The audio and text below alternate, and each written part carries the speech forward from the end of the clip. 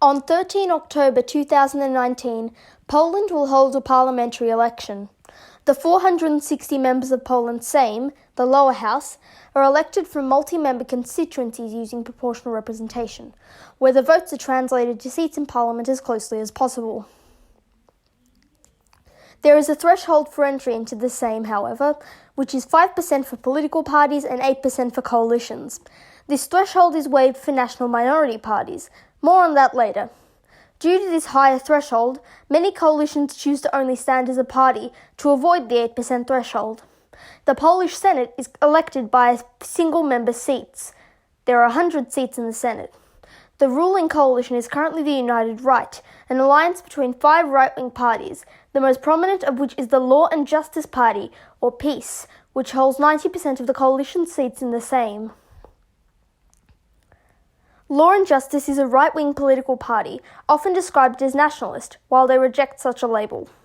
In 2015, the party became the first since the fall of communism in Poland to win an absolute majority in the Sejm, and has supported the policies of Hungary's Fidesz. The party has in part expressed Euroscepticism to some degree.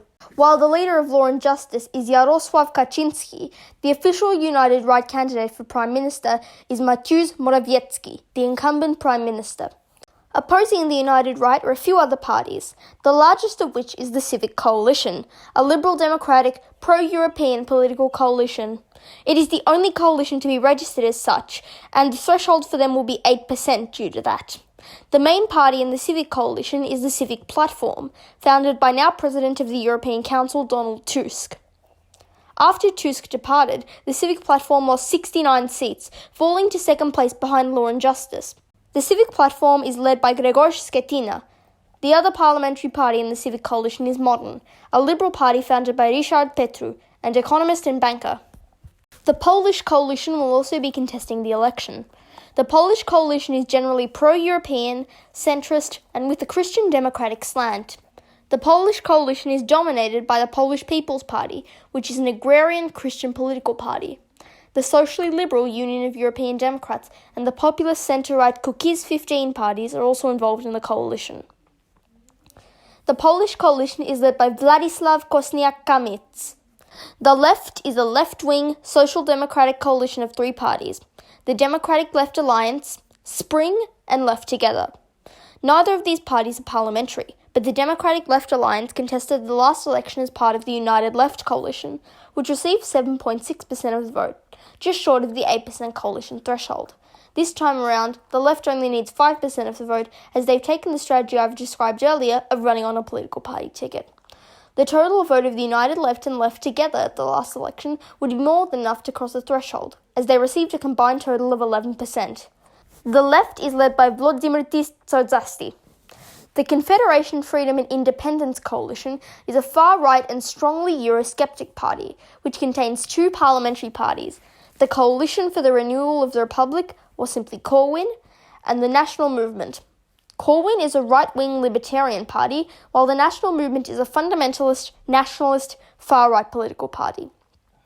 At the European Union election, the Confederation narrowly missed out on winning a seat, winning 4.55% of the vote. The Confederation is led by Janusz Korwin-Mikke. There's one more political party, the German Minority Electoral Committee.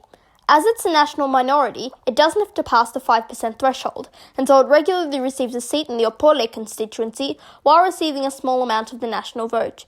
Its only MP and party leader is Ryszard Galla, and he is likely to hold his seat. Almost all polling has shown the United Right coalition leading, with many showing double-digit leads, resulting in the party gaining a majority in the Sejm. While the United Right, Civic Coalition and the Left are all likely to enter Parliament according to the polls, the Polish coalition and the Confederation are on the edge, with prospects looking slightly better for the Polish coalition than the Confederation.